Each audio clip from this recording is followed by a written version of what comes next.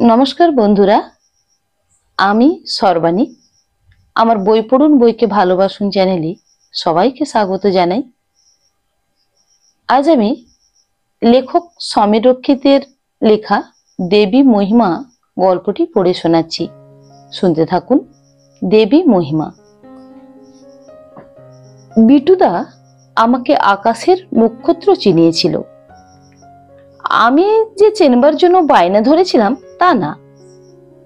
পৃথিবীতে কত মানুষ আছে যারা চন্দ্র সূর্য ছাড়া আর কোনো তারার নাম পর্যন্ত জানে না। তাদের তো দিব্যি চলে যায়, আমারও চলে যেত। কিন্তু বিটুদাই বায়না ধরেছিল আমাকে তারা চিনিয়ে ছাড়বে। ওর ভাবগতিক দেখে মনে হতো ওর ওপরে এই শক্ত দায়িত্ব কেউ চাপিয়ে দিয়েছে। এরকম কিছু কিছু দায় দায়িত্ব সব পুরুষ মানুষের জন্যই যেন নির্দিষ্ট করা থাকে।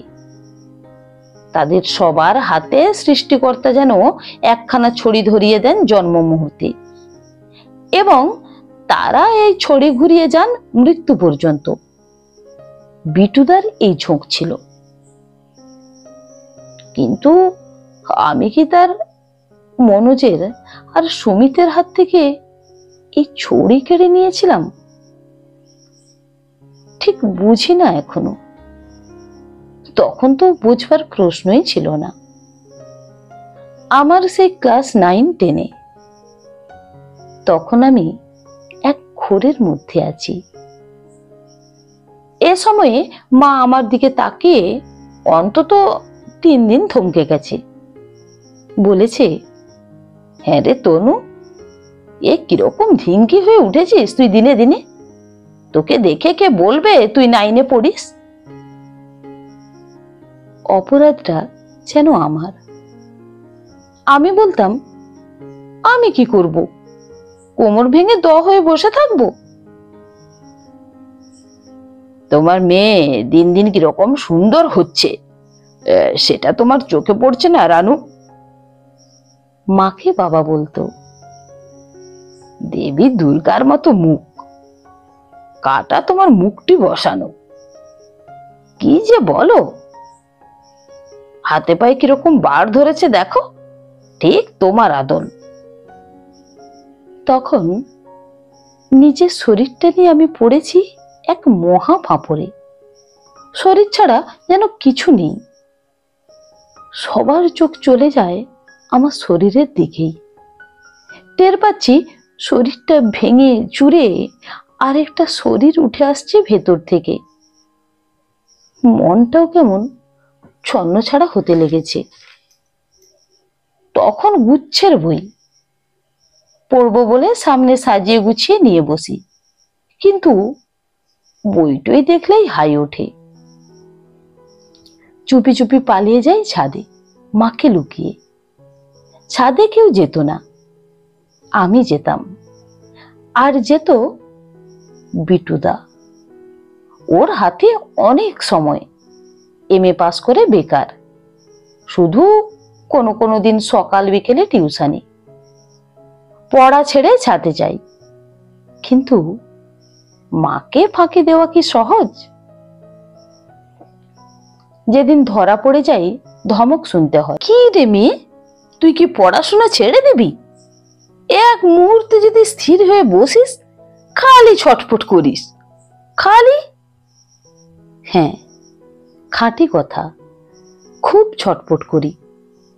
কেন করি কে জানে। পড়ার বইতে মন নেই, পড়ার বইয়ের মধ্যে লুকিয়ে অন্য বই পড়ি উপর হয়ে, যে বই পড়তে মানা। ক্লাসের বন্ধু ইন্দ্রাণী আর মুন্নাও আমার মতো। আমরা 3 জনে মিলে সেই বইটই সিনেমার ম্যাগাজিন চালাচালি করি। ক্লাস পালিয়ে চলে যাই সিনেমায়।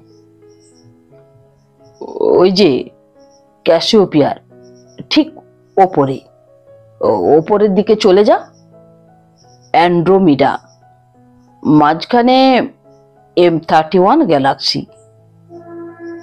ঠিক আমার পেছনে গায়ে গায়ে দাঁড়িয়ে বিটুদা আমাকে তারা চেনায়। কালপুরুষ, লুব্ধক, অরুন্ধতী। 3 দিন না যেতেই বিটুদা হাতে নাতে ধরা পড়ে গেল। মন বলছিল কিছু একটা হবে। সেদিন বিটুদার ডান হাত তাক করা রয়েছে লুব্ধকের দিকে। আমার কানের লথির পাশ দিয়ে আকাশের তাকিয়েও টের পাই ওর বাঁ হাতটাও বসে নেই। সেটা আমার কাঁধ বুক দিয়ে অন্য ধারে গিয়ে চেপে বসেছে সাপের কুণ্ডলির মতো। কাঁধের ওপর ও দ্রুত নিঃশ্বাস টের পাই। আমার গায়ে কাঁটা দিয়ে ওঠে। নিচে শরীরের ভেতর থেকে একটা ছোট্ট ধাক্কা আমাকে ছিটকে দেয়। তৎক্ষণাৎ আমি সিঁড়ি বেয়ে একদম নিচে। হঠাৎ পড়ে যাই একেবারে মার মুখোমুখি। এই যে মেয়ে, পড়তে বসো, এখন বুঝছো না, পরে টের পাবে, কিন্তু তখন আর কেঁদে কেটেও কুল পাবে না। মা আমাকে ভয় দেখায়। আমি গুম মেরে বই নিয়ে বসি। এরপরে গুনে গুনে ঠিক 3 দিন বিটুদা আমার মুখের দিকে ফিরেও তাকালো না। মুখ গম্ভীর, রাগে ভরা। রাগ না অভিমান কে জানে। আমার কি একটা অপরাধ যেন হয়ে গেছে। আমার তখন 15 আর ওর কম করেও 21-22। গুরুজনদের কথার অবাধ্য কি হতে আছে? নেই হয়তো, কিন্তু আমিও মুখ ঘুরিয়ে চলে যাই বা আকাশের তারা গুনি। ঠিক 4র্থ দিনে বিটুদা নিজেই গায়ে পড়ে কথা বলল, তানু, তোকে আর আমি কোনোদিনও তারা টারা চেনাবো না। যেন তারা না চিনলে আমার জন্ম বৃথা। মনে মনে হাসি চেপে বলি, কেন? তুই সেদিন আমাকে যেরকম অপমান করলি, তারপরে আর। অপমান? অপমান কোথায় করলাম? আপনি তারা চেনাবার নাম করে আমাকে জড়িয়ে ধরলেন, আমি নিজেকে ছাড়িয়ে নিলাম। থম মেরে আমার মুখ নিরীক্ষণ করলো বিটুদা। তারপর তেরছা হেসে বলল, তোকে দেখতে খুব সুন্দর বলে তোর খুব অহংকার, তাই না রে তানু? আমি সুন্দর? আপনি ঠিক বলছেন বিটুদা, মন থেকে। তুই আমার মুখ থেকে শুনতে চাস, তাই না? একটা সত্যি কথা বলবো তানু? বলুন। তুই সুন্দরী ঠিকই, তবে এর মধ্যে একটা কিন্তু আছে। কি রকম কিন্তু? যার মধ্যে ভালোবাসা নেই সে সুন্দর হলেও লোকে তাকে সুন্দর বলে না। আমার মধ্যে ভালোবাসা নেই বুঝি? না, নেই। থাকলে তুই সেদিন আমার ভালোবাসার অমন অপমান করতে পারতিস। হো, আপনি আমাকে ভালোবাসেন বুঝি বিটুদা? তুই জানিস না তানু, টের পাস না তুই? হঠাৎ বিটুদা আমার গায়ের উপর এসে পড়ল। আমার 2 হাত নিজের হাতে নিয়ে বলল, তোকে যে আমি কত ভালোবাসি সে কথা আমি তোকে বলে বোঝাতে। আমি মুচকি হেসে বলি, বিটুদা, একটা কথা বলবো? বল তানু, তোর যা ইচ্ছা বল। আচ্ছা বিটুদা, একটু দূর থেকে কি ভালোবাসা যায় না? আমার হাসির কি অর্থ দাঁড়ালো ওর চোখে তা বিটুদাই জানে। আমি শুধু দেখলাম হঠাৎ বিটুদা ফুলে ফেপে একটা প্রকাণ্ড দৈত্য হয়ে গেল। আমার শরীরটা যেন একটা পুতুল, আর সেই পুতুলটা নিয়ে কি যে নাড়াচাড়া করতে লাগলো 2 হাতে। আমার সমস্ত শরীর বিবশ হতে যেতে লাগলো। জীবনে প্রথম আমার মনে হলো শরীরের ভেতরে বাইরে সুখের অনেক গুপ্ত বিদ্যুৎ কেন্দ্র আছে। তার কয়েকটা সেদিন একসঙ্গে জেগে উঠল। শরীরের প্রতিটি রোমকূপে তরঙ্গ ছুটে গেল। আমি আধবোঝা চোখে আকাশটাকে টলে যেতে দেখলাম, কিন্তু তবু একটা জোরালো ধমক আমার মুখ থেকে ছিটকে বেরিয়ে এলো। কি হচ্ছেটা কি? চাপা কর্কশ ফ্যাস ফেসে মুহূর্তের মধ্যে বিটুদা হাত উঠিয়ে নিল। আমি অবাক হয়ে চেয়ে দেখি ওর সারা শরীর অল্প অল্প কাঁপছে, মুখটা ভয় পাওয়া, শুকনো। প্লিজ তানু, রাগ করিস না। আমি গ্রাহ্য করি না। তর্জনী উঠিয়ে কঠোর আদেশ দিই, যাও, ঠিক ওখানে গিয়ে দাঁড়াও। আপনিটাকে একটানে আছড়ে ফেলি তুমিতে। আমি নিশ্চিত জানতাম বিটুদা রুখে উঠবে। অপমানে ওর মুখ নীল হয়ে যাবে, আমাকে দ্বিগুণ অপমান ফিরিয়ে দেবে বিটুদা। কিন্তু আমি অবাক হয়ে দেখি বাধ্য ছেলের মতো বিটুদা দুপা পিছিয়ে গিয়ে দাঁড়ালো। ওর মুখে জ্যোৎস্না পড়ছে, কিছুটা ছায়া। ওর দু চোখ মিনতি ভরা, সে দৃষ্টিতে পরিষ্কার ফুটে ওঠে করুণা ভিক্ষা করছে বিটুদা। আর সে করুণা পেতে গিয়ে শুধু দুপা পিছিয়ে যাওয়া কেন? আমি আদেশ করলে ওর নত যেন হতেও আপত্তি নেই। একবার মাথায় এলো নীল ডাউন হতে বলি, কিন্তু বলিনি কেননা বিটুদা আমাকে ঋণী করে দিল সেদিন।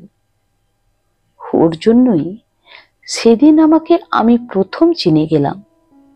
বুঝলাম আমার বাড়ন্ত শরীরের মধ্যে এমন কিছু আছে যা 21-22-এর বিটুদার গায়ের জোরের চেয়েও অনেক বেশি জোরালো।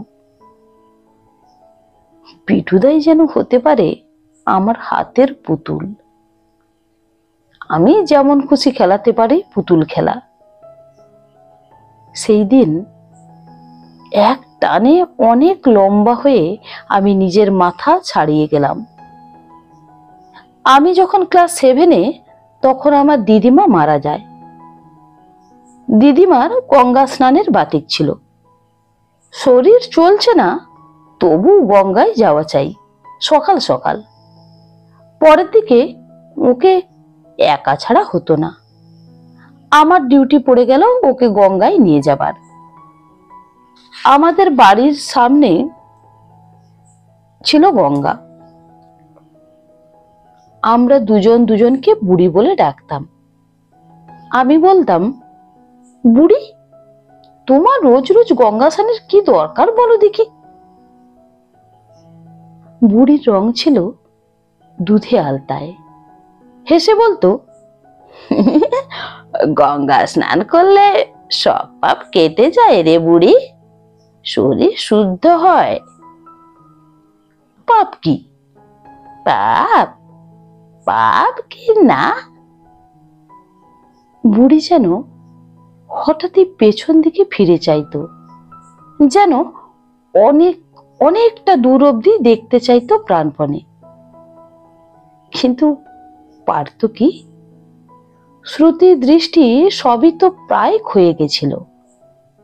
তারপর হঠাৎ তার মেদুর মুখে একটা হাসি ফুটে উঠত, আমার গায়ে হাত দিয়ে বলতো, বুড়ি, তুই তো খুবই সুন্দরী হবি, সবাই বলা বলি করে।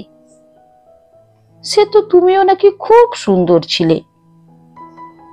সে কথার জবাব না দিয়ে বুড়ি হেসে বলতো, আমি কি তা আমিও ঠিক জানি না রে, শুধু মন যাকে পাপ বলে সেইটাই শুধু পাপ, এইটাই বুঝেছি। বুড়ির গলাটা কেমন করুণ শোনালো। ঠিক সেদিনই কি তার 2-1 দিনের মধ্যেই বুড়ি মরে গেল জলে ডুবে। আমি পাড়ে যেমন দাঁড়াতাম তেমনি দাঁড়িয়েছিলাম। দেখলাম বুড়ি জলে নামছে, কিন্তু অন্য দিনের চেয়ে অনেক বেশি নদীতে এগিয়ে যাচ্ছে, অনেকটা। আমার বুকটা ঢিপ ঢিপ করতে লাগলো। বুড়ি ডুব দিল। তারপর জলের মধ্যে তার দুটো হাতের জল ছোড়াছুড়ি হলো। একবার মাথাটা ভেসে উঠলো যেন। বুড়ির একটা আর্ত চিৎকার কি আমি শুনতে পেয়েছিলাম, নাকি ওটা আমারই চিৎকারের শব্দ? পরে আর বুড়ির শরীরটা খুঁজে পাওয়া যায়নি। সেদিন ভাটা তীব্র টান ছিল জলে। আমি জানি না বুড়ি ইচ্ছা করে জলে ডুবেছিল কিনা। আমাকে যখন পিঁড়িতে বসিয়ে বিয়ের দিন 7 পাক ঘোরানো হচ্ছে, ঠিক সেই মুহূর্তেই আমার দিদিমার সেই জলে ডোবার দৃশ্যটি আমার বন্ধ চোখের সামনে হঠাৎ ভেসে উঠেছিল। কেন কে জানে, আমি তৎক্ষণাৎ ভয়ে আমার বন্ধ চোখ মেলে তাকিয়েছিলাম। ঠিক তার পরের মুহূর্তেই আমাদের শুভ দৃষ্টি। আমি যখন ক্লাস 10-এ, তখনই আমার সম্বন্ধ এসেছিল, বিয়ের প্রস্তাব। ও পক্ষ উপযাজক হয়ে প্রস্তাব দিয়েছিল। শুনে বাবা বলেছিল, দূর, এইটুকু একটা বাচ্চা মেয়ে, তার আবার বিয়ে, আর একটু বড়সড় হোক তখন দেখা যাবে। আহা, দেখাশোনাটা করে রাখতে দোষ কি? মায়ের মত, একদিন তো দিতেই হবে, যত তাড়াতাড়ি যায় ততই মঙ্গল। মায়েরাই বোধহয় সন্তানের মতিগতিটা নির্ভুল টের পায়। বাবা চেয়েছিল আমি আর একটু পড়াশোনা করি, হয়তোবা মাও। তবে ওরা আরো একটা বিষয়ে একমত ছিল, যে মেয়েদের পড়াশোনার সবচেয়ে বড় উদ্দেশ্য হচ্ছে ভালো বর পাওয়া। আর সে বর যদি বেশি লেখাপড়া করার আগেই জুটে যায়, তবে আর কষ্ট করে পড়ার দরকার নেই। বিয়েটা ঠিক তখনই হলো না, কিন্তু তাতেই বা কি লাভ হলো? আমি কোনো ক্রমে স্কুলের গণ্ডিটা টপকে কলেজে পা দিয়েছিলাম ঠিকই, কিন্তু বেশি দূর এগোতে পারিনি। ঠিক 17 কি 18তেই বিদ্যাদেবীর সঙ্গে আমার বিচ্ছেদ ঘটে গেল। প্রথম রাতেই মনোজ বলেছিল, তোমাকে একটা নতুন নাম দিতে চাই, আপত্তি নেই তো? আপত্তি? আপত্তি কেন করব? আপনার না, তোমার যদি ভালো লাগে। আমি মনোজকে আপনি বললেও বেমানান হতো না। ওর সঙ্গে আমার বয়সের তফাৎ কম করে 7-8 বছর। তোমার এত নাম, তবু আমি একটা নতুন নাম দিতে চাইছি। কেন বলো তো? আমি কি করে বলবো, তুমি জানো। তানিয়া, তানু, এই নাম তো তোমার, ঠিক বলেছি? আমি সাই দিয়ে মাথা হেলিয়ে বলি, হ্যাঁ। তানু নামে তো তোমাকে অনেকেই ডেকেছে, ডাকবেও, কিন্তু আমি যে নামটা দেব সেটা এই আজকের এই মুহূর্ত থেকে শুরু হলো। একদম আনকোড়া নতুন। শুধু নতুন না, এটা একমাত্র আমার, আমার একার। এ নামে আর কেউ ডাকবে না বুঝি? না, কেউ না, আমি একাই শুধু দেবী বলে ডাকবো। কিন্তু দেবী নামটা কি আমাকে মানায়? আমার নিরীহ হাসি। যে ঘরের দরজা বন্ধ যে ঘরে রজনীগন্ধা আর পারফিউমের তীব্র ঘ্রাণ ফ্যানের হওয়ায় অস্থির, যে ঘরে জিরো পাওয়ারের হালকা নীল আলোয় ঝাপসা কুয়াশাচ্ছন্ন, আর যে ঘরে একটি মাত্র যুবক আর একটি মাত্র যুবতী, সে ঘরে এরকম সব কথাই মানিয়ে যায়।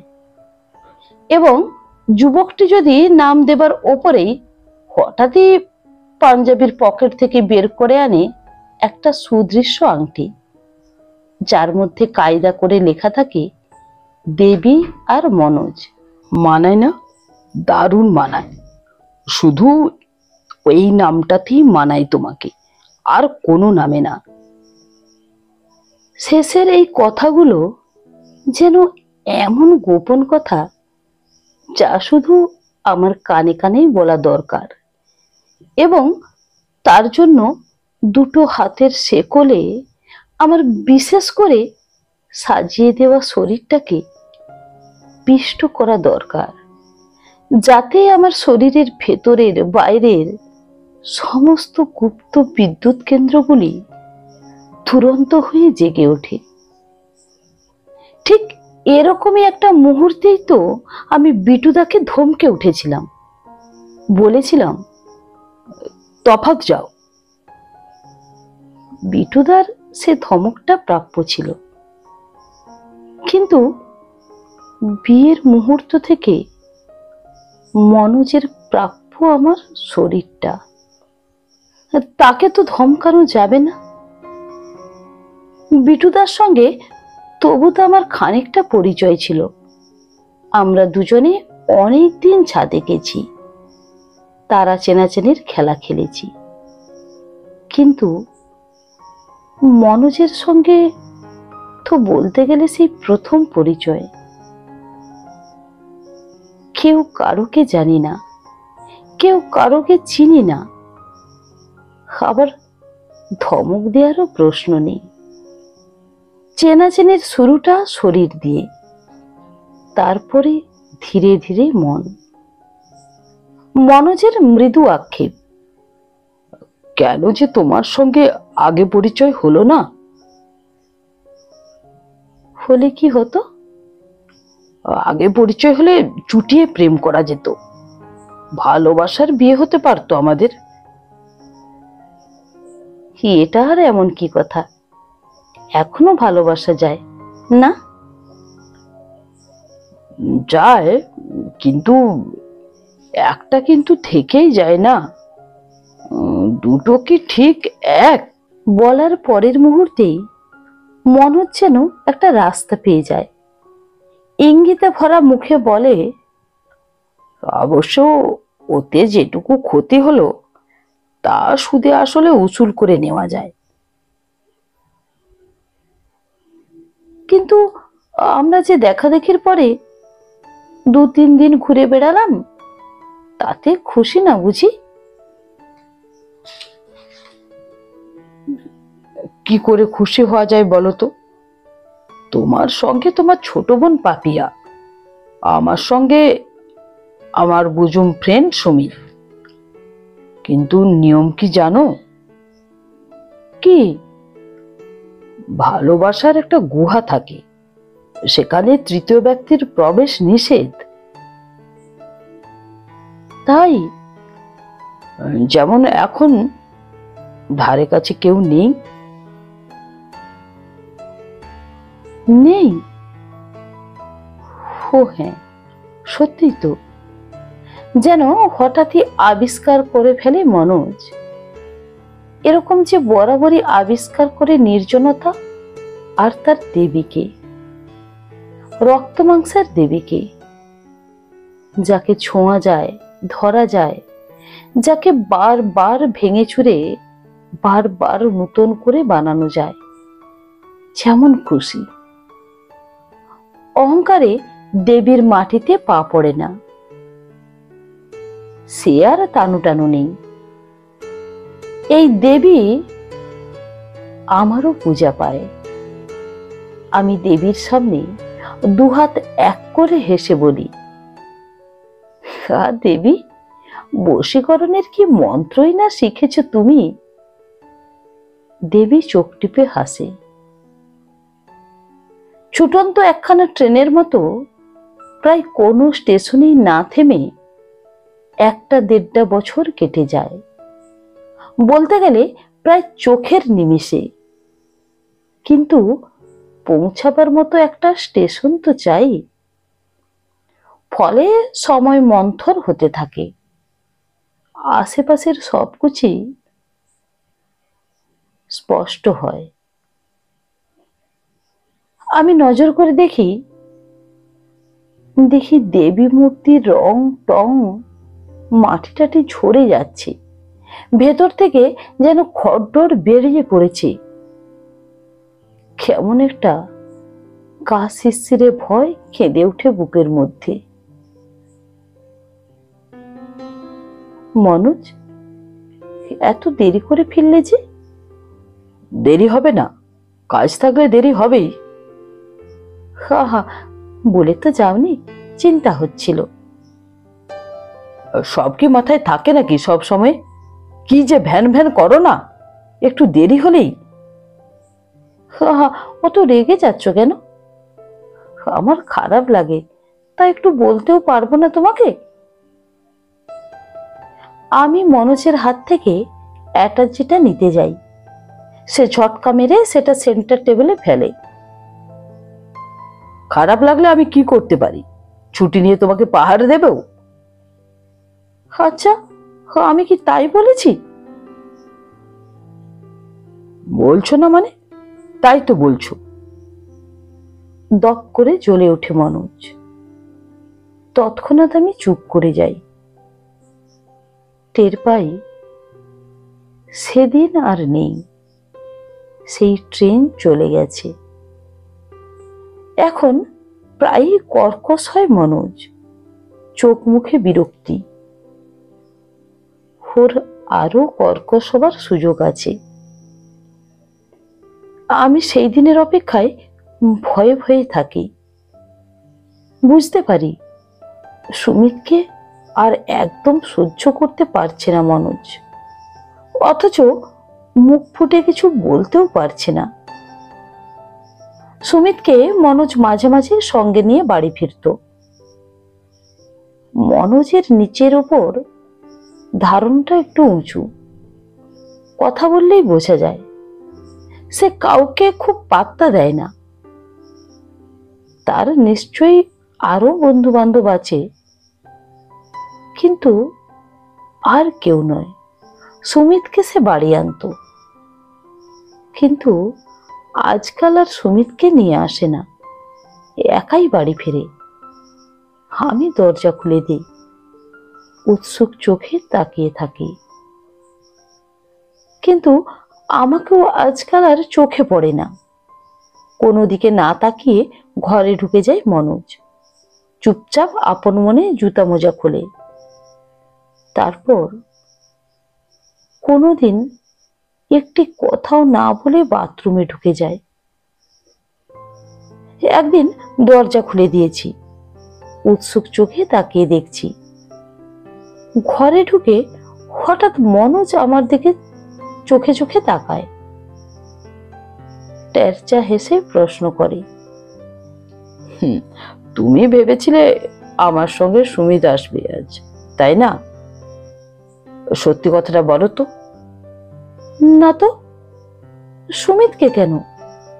এই তো, মিথ্যা কথা বলো না তানু, আমি ঠিক টের পাই। আমি তোমার মুখ দেখেই বুঝতে পারি। ভুল বুঝো, একদম ভুল। মানুষ নিজেকেই দেখতে পায় না, সে আবার।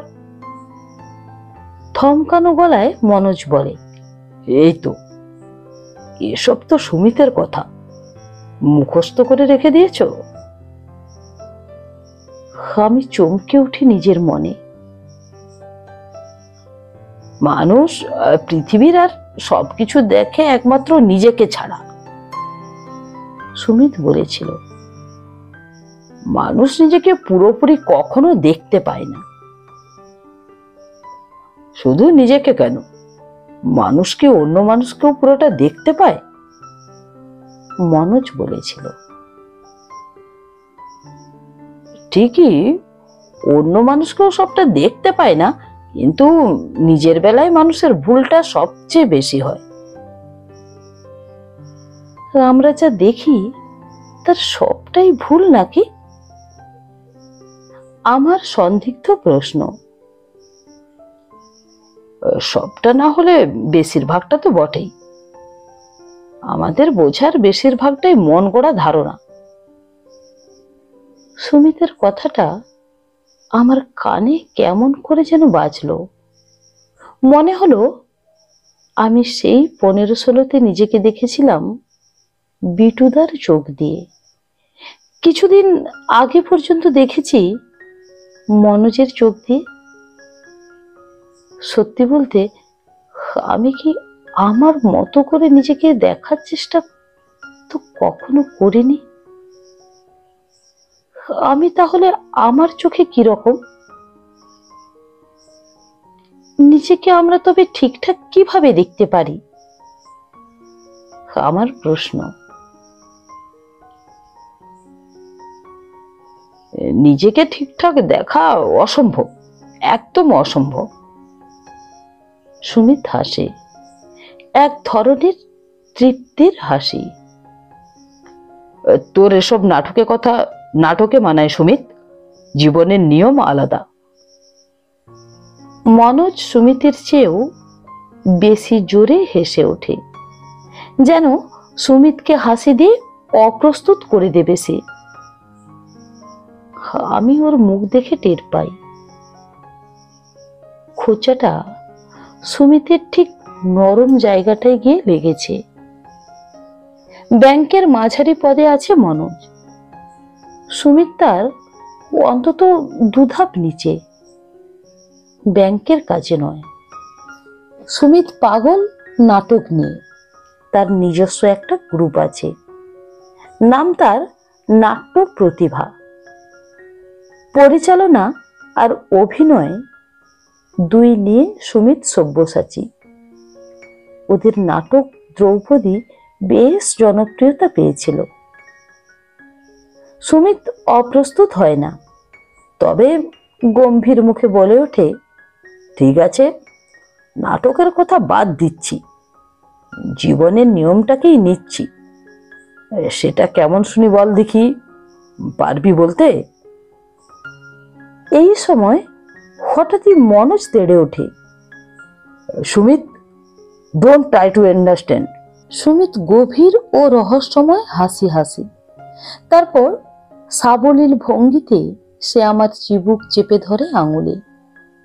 ওর দৃষ্টি নিবিড় হয়ে ওঠে। খুব আস্তে আমাকে হাত দিয়ে বেষ্টন করে নিয়ে মুখ ঝুঁকিয়ে দেয় আমার মুখের ওপর। তারপর ফিস ফিস করে কানে কানে বলে, মনোজের সঙ্গে যেদিন তোমাকে দেখতে গেছি সেদিনই তোমাকে ভালোবেসে ফেলেছি বৌঠান। তাই এতদিন বলনি কেন? আমি যথাসম্ভব মৃদু গলায় বলি, এতদিন দেরি হয়ে গেল বলতে? তোমাকে বড় ভয় ছিল, কিভাবে নেবে তুমি। এখন কি ভাবছো তুমি? এখন আমি জেনে গেছি তুমিও আমাকে ভালোবাসো। আমি ভালোবাসি আর তুমি? তুমি সত্যি ভালোবাসো আমাকে? চিরদিন ভালোবাসবে? সত্যি, প্লিজ বিলিভ মি, সারা জীবন। বলে ভয়ানক ফুলে ফেপে উঠতে থাকে সুমিত। তার ঝুঁকে পড়ার মুহূর্তে আমি তর্জনী রাখি আমার ঠোঁটে। থমকে যায় সুমিত। আমি নিজেকে ধীরে মুক্ত করে নিয়ে বলি, তুমি একটু দূর থেকে ভালোবাসতে পারো সুমিত?